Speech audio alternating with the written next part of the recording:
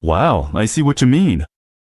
With this, it looks like we can put out firepower that goes beyond the usual limits. Welcome to Warrobots and Untitled Flambé, channel 3.0. Yeah, I've been finding this really useful. This poison needle type weapon though, you can't lower the particle damage. Looks like the magazine capacity and firing acceleration are gonna get nerfed.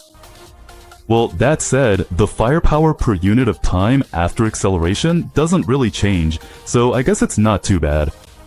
So, about the firepower of the full reload shot, I was thinking if there's any way to maintain this even in AFGO.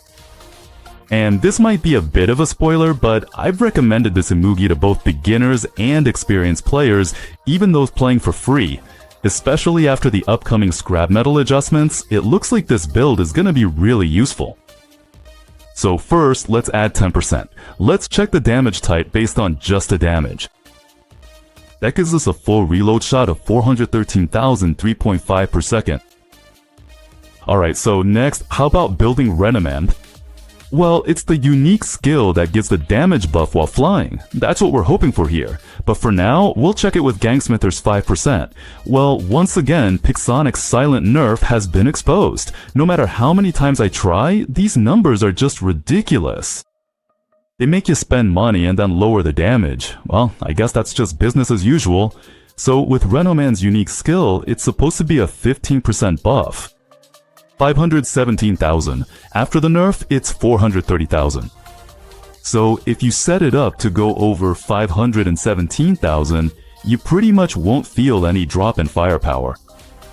In that case, I'll switch from Oppo to Moderator like before.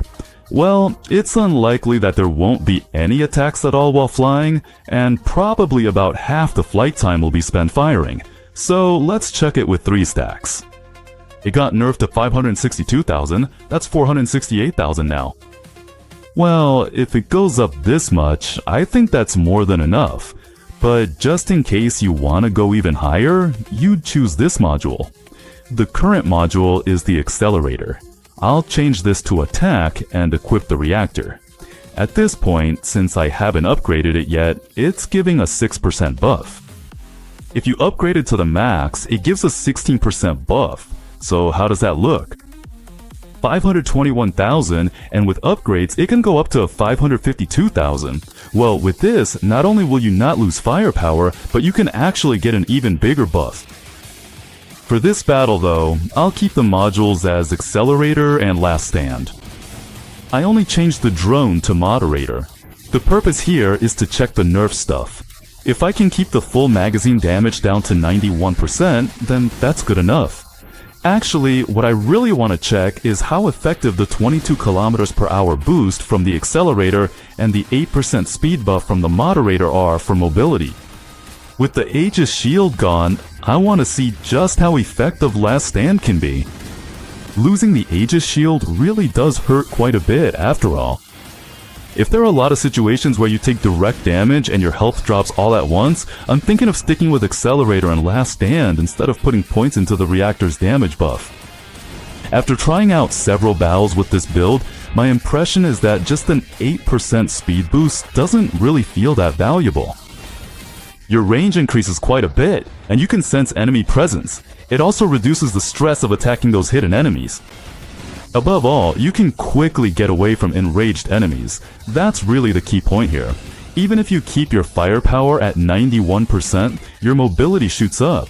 I found this build to be really easy to use and extremely effective for Imugi's battle style. Oh, and of course, without Last Stand, this would probably be impossible. Well, with that said, Imugi is my strategy for surviving the next round of junk adjustments, and by sacrificing a bit of firepower, I was able to gain a new level of mobility. Once again, I highly recommend everyone give it a try. Thank you so much for watching today. I really look forward to seeing you again next time. Until then, take care of yourself.